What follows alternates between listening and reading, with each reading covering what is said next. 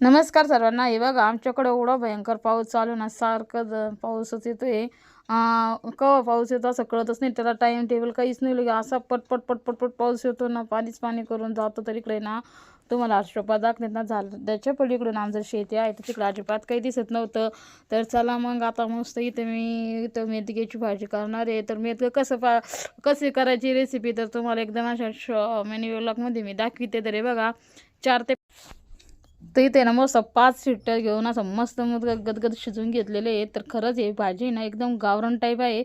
तर तुम्ही नक्कीच करून बघा. इतकी सोपी आणि साधी आहे. मीठ, मिरच्या, लसूण थोडंसं आणि बोजवार आवडं मी काढून घेतलं. हे बघा लसणाची, जिऱ्याची आणि थोडीशी कढीपत्त्याची फोडणी दिली. आणि काय झालं, तुम्हाला बोलत होते म्हणून थोडंसं दळलेलं आहे. एवढं काही नाही, पण मस्त झाली बरं का मेथगं. तर खरंच सांगा ताईंनो, कोणाला कोणाला मेथीची भाजी आवडते कमेंट्स करून. तर खायला पण एवढं भारी लागतंय ना, खाशाल तर मगच म्हणशाल. आणि त्यात आहे ना इतका पाऊस चालू आहे ना आमच्याकडं सतत. आमच्याकडं नाही, बऱ्याच ठिकाणी पावसाचं वातावरण बेकार झालेलं आहे. आणि काही ठिकाणी तर इतकी शेतातली नुकसानी झाल्या, आता जनावरांचे पण इतकं नुकसान झाल्यात. काल मी बघितले न्यूजवरती ना, तर डायरेक्ट एका शेतकऱ्याच्या 20 गायी जाग्यावरच ठार झाल्यात. कारण की इतकं भयंकर पाणी शिरलं होतं ना, तर त्या गायी पाहून आहे ना खरंच इतकं भयंकर वाटतंय ना.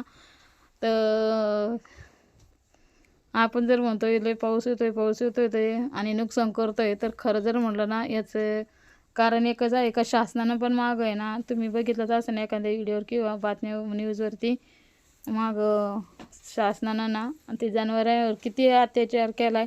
कारण की डायरेक्टच JCB घालून ते जंगल तोडून टाकलेलं आहे. आणि त्या जंगलातले सारे प्राणी इकडे तिकडे पळत होते, ते त्यांची पण बेकार हाल केली होती. तर निसर्गाला आपण त्रास देतोय, आता त्याने आपल्याला त्रास दिला तर आपले जनावर जात आहे, आपल्याला इतका त्रास होतो, तर किती वाईट वाटतं आहे.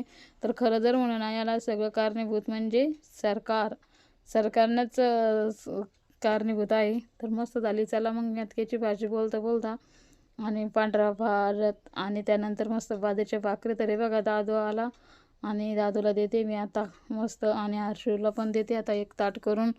तर त्यांना आता भाकरी खायच्या होत्या. तर हे बघा किती भारी झालं आहे ना मेथगं खाशाल ना तर मग म्हणशाल. तर हे बघा इथे आहे ना मूग आहे थोडेसे. तुम्ही म्हणशाल काय आहे पांढऱ्या भातामध्ये, तर मुगाचं जे मूग शिजू घातले ते त्या कुकरमध्ये, त्याच्यातच मग मी ढोळा भात टाकला होता करायला.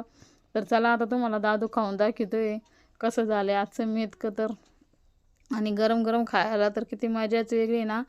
तर हे बघा आता दादू खाऊन दाखतोय आणि आता आम्ही पण चालू आहे खायला. इकडे घरामध्ये आले आता मी हर्षोपाला ताट करून देते.